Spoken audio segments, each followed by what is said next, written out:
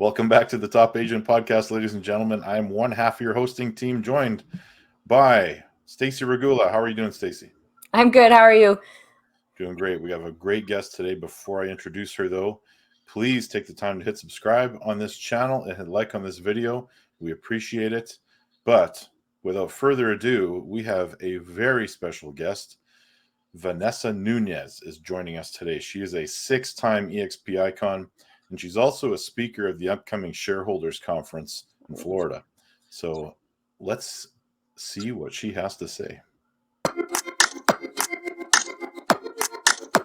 Vanessa, welcome to the show. Hi, thanks, Ryan, for having me here. And how are you doing? I am amazing. I absolutely love what I do. So, you wake up every day with a great sense of accomplishment already. So I'm right there with you. So where are you coming to us from today? I am coming from the area, we'll say the major metropolitan area is Austin, Texas, but really I focus on Central Texas and the Hill Country, which is more Texas. So than Austin. So. Well, we like to dig into everyone who we have on the show. We like to talk about your past. So can you tell us a whole bunch about your backstory? Sure. Leading up to the point, like we basically want to know everything prior to a real estate career. Okay, well, it's pretty easy. So I went to school for architecture and interior design. And when I graduated college, I decided it really wasn't what I wanted to do, and I wanted to go live on an island. So I went and moved to St. Thomas, Virgin Islands. People ask, why did I pick that? It made it really easy. I had a passport, but didn't need a passport per se to live there or anything. It's a U.S. territory, so it made it just like kind of living in a state.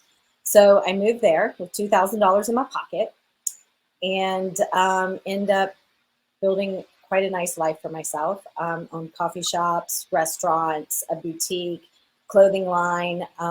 Before that, I was into high-end jewelry and really kind of got a PhD in life and how to do business on the island. And then things kind of shifted in 2008 and 9. And we saw all the restaurants closing, even in the Ritz-Carlton, which is not a good sign. So when Ritz is closing down, so we decided to pack up and leave. And that was with my former husband. And I had a son, and we decided to come back and raise him in Texas, which is where I grew up. So just a kind of a better sort of life. And so I decided to get in real estate, which had been always my dream since I was 20. And I tried to get into it when I was in Louisiana in college, and everyone discouraged me. Everyone, every single real estate office discouraged me from doing it. And I said, nope, now's my time. And that's kind of how I got into real estate. Came in and rookie of the year, my very first year in 7 months, did $5 million. Kind of just really went out all on my own. Kind of didn't really have mentors or anything. I just kind of figured it out. Nice. So where did you start out in real estate? I actually started out in Austin. I lived kind of right in the heart, which is where we call, it's just the 04. So 78704 is really kind of infamous in Austin in Texas. It's where everything always happens, and started there and just really didn't take no for an answer. I knew I was in the midst of a divorce, so failure wasn't an option. So I had to figure everything out. So I was that agent that would take them and say, okay, give me your checks right now, and we're going to put this under contract. So I would take the checks for them right there, put them on the phone with the lender, and take the checks and run with it. So I loved what I was doing. I loved showing homes and interesting and rehab and all kinds of stuff. So I just dove right in. Did you stay with the same brokerage or company your whole career up until eXp, or did you? Actually, I switched around a little bit. I was with the first company for 18 months, but it was a very small brokerage, and he was a tech guy. So he was just really into real estate to develop technology. So I started doing so much more transactions and people, of course, getting rookie of the year, then I put his brokerage kind of on the map.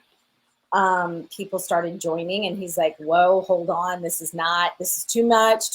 Cause he was a technology guy. He wasn't there to be a broker of agents per se. He was just building the technology to be able to sell it off. So I went to another place fairly quick.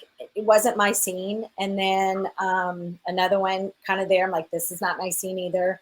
And then I found a company called Home City. I was there for 3 years until they just kept, I'm like, I'm a producer, leave me alone. Just let me produce. That's what I do well. Like, I don't need to be here in the office. You obviously see I do everything that I need to be doing. I don't need to be in the office. I don't need to have a thumb. And I ran into Elizabeth Riley at Platinum Top 50. She has a whole different story about how we met and stuff like that the first time. And I'll let her tell you that. She seems to think it's very funny. But kind of, asked to sit at the table and was sitting at a table filled with eXp agents. But what I didn't know is I knew them as Lex Property Group. I knew them as, Jill the agent. Melissa had another company. So I knew them all as their other companies, but didn't realize they were brokered by eXp. So she's like, why would you start your own company? And I said, here's why. I'm like, I just need to be left alone. I just want to sell. I just want to do what I do best. And she said, then you need to take a look at eXp. I'm like, okay, well, let me look at it. So she looked at it like right there. I said, okay, I'm ready. Let me go ahead and move over. And she's like, whoa, whoa, whoa, whoa. You got to talk to Gene. Why do I got to talk to Gene? No, this is how you have to do it. You just have to talk to Gene. Okay, well, I need to talk to Gene today. Well, you can't talk to him today. Well, no, I got to write a contract. It's $700,000. I need to I get it. I understand it. So I went over to Gene, took another agent with me. We both signed up. Consequently, we're both icons. And kind of the rest was history. I looked at it. I understood it. I'm like, wait, if I keep doing what I'm doing right now, I'm automatically an icon. It was a no-brainer. Why would I keep giving all the money? I gave myself a $75,000 raise just coming over into eXp. I wish everyone was that easy Yeah. to bring it to the company. I wish everyone, like you said, it made sense to you right away. And it's just, that's.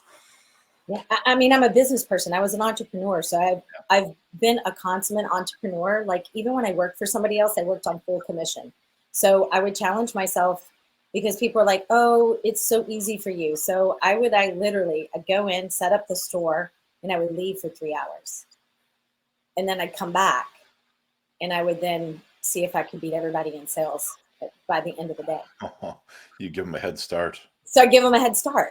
And so with that kind of mentality, I think that by any means necessary was kind of my motto. It's like, okay, let me see what I can do. And I give people head starts when I actually worked I was not, we were W-2, but we were 100% commission. So if I didn't sell, I didn't make any money. So, Yeah. So let me just recap for a second. You started in what year? 2011. 2011. January 1st, 2011 was the day that would have been, that was your first experience as a realtor is 2011. Yes. Did you have any apprehensions coming into real estate, having gone through a housing market crash or anything like that? Well, I lived on an island. So let's think about that. I lived in St. Thomas. So I lived on an island. So my reality was very skewed.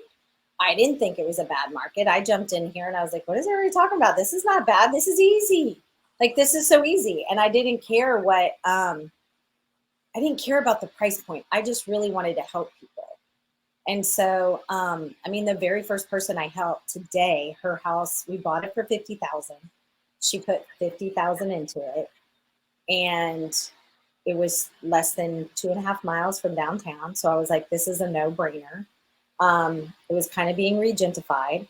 And we bought it, and now she could sell it today for about $850. So, Wow. So I really got to know in this field, I just know where the deal is. And even through that market, I was still getting stuff that was appraising quite nicely. And I learned to cultivate that. So I really learned to kind of be, whatever, the house whisperer or what have you, using my intuition of what was the right configuration and the right home to be for the people that I was helping. So let me ask you this then, if it's going through what you went through and the time you started, what advice would you give to other agents to become or to adapt to a changing market, we'll say? Everything is mindset. So if you think it's changing, then it is. If you don't think it's changing, then it's not. So I think it's really comes about how you view things. Don't watch the TV. I don't watch TV. I don't watch the I don't know what anybody's talking about in the news. Heck, I didn't even know something happened kind of major on Friday until somebody called me and said, "Did you hear about that? And how's it going to affect it?" I'm like, "It's not." I'm like, you really got to dig into it and really see. Don't listen, because there's always somebody that's going to need to buy a house. And are you the right person for that? And how are you doing it? So I approach business as that half of something is better than all of nothing. Okay. So what does that mean? And what does that look like? So if I have to take a referral from somebody and pay them a referral fee, I'm going to do it. If my client needs a little bit of help along the way, but it means that they're going to get into a house and they're going to tell 5 people that this agent is the most amazing agent and help me get into the house, then that was worth it. So I address kind of each situation and each client separately. So I think if you go into the philosophy in real estate that, we're in here to service people. And if you're going to do, sometimes it's about giving back to the right people that then become your biggest cheerleader, if you know what I mean by that. Absolutely. Yeah, that's great advice. I want to jump back into eXp for a second. Yeah.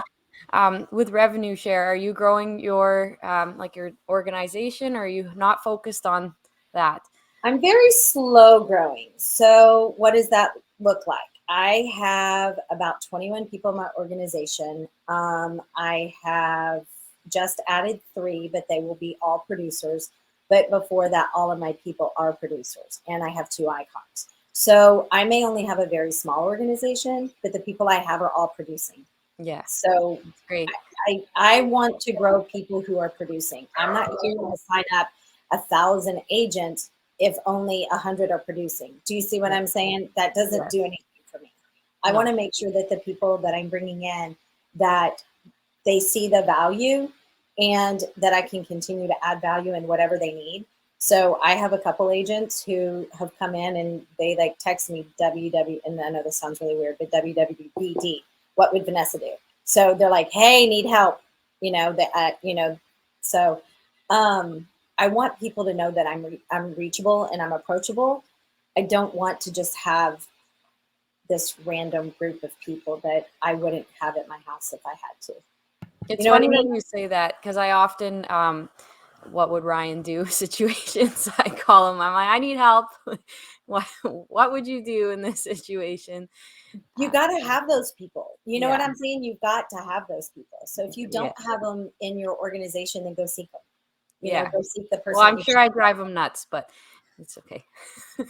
that means you're going to be the next person that does that, because if you're feeding, from what Ryan would tell you to do, then you're going to have the people that are coming to you saying, hey, what would Stacy do in this instance?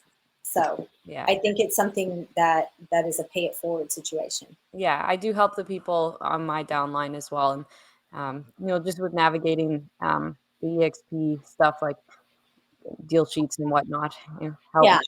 So Now, I do want to back up just a little bit, because if you're talking to an agent that was on the fence about switching brokerages, even though they know it's the right decision, what might you say to that agent? Sometimes that's hard because I'm not the most politically correct sometimes. That's Um, okay. I will say it exactly. I'm just like, what are you waiting for? Like, it's like I don't want to call somebody the obvious word, but I just try to give them grace and so forth is really what that's what I try, achieve to do, is give them grace. I've got a couple that keep talking to me. We need to have a serious meeting. I'm making the decision. Okay, great. Let's have the meeting. And they're still not over. yeah, I've had that a few times. And I think it's just, they're scared because they think, they're producing agents, and they're so afraid of what they're going to lose, not what they're going to gain. So that's when I go, hey, I got a great book for you. It's The Gap or the Gain. So I'm Mhm. like, oh my gosh, this is such a great book. This really helped me make a lot of decisions and take a look at my business differently. So I try to give them something that can help them look at maybe where they are now, is because they're looking at it through different lenses. Yes. That's great. Now, I'm going to ask you a completely different one. Sure. What role do you feel social media is playing in today's real estate business? Oh, gosh. Well, I'm a little on social media. And what I mean by a little, um, I've been known as the person that kind of puts out positive messages all the time. I noticed. So I've really rebranded myself within eXp of doing that as well because I hired a brand manager. Um, I'm getting more and more comfortable with being out there. I'm not super braggadocious, I guess, on all the type of numbers I do because I just don't want anybody out there thinking any deal's too small. Because right now, literally, I have a $45,000 listing and I have a $14 million listing. How many agents do you know that do that spectrum? Probably not a lot, but there's not really, when you ask, they're not a lot because I sometimes find that agents' egos kind of get in the way and they're like, oh, I'm too good to take that listing. Well, I don't ever want to be that person that's too good to No. take the listing. Do you know what I'm saying? Because Yeah. I think you'd be surprised at what that could do. Those are builders lots. So of course I'm going to take them because I work with a lot of builders, custom builders, that is.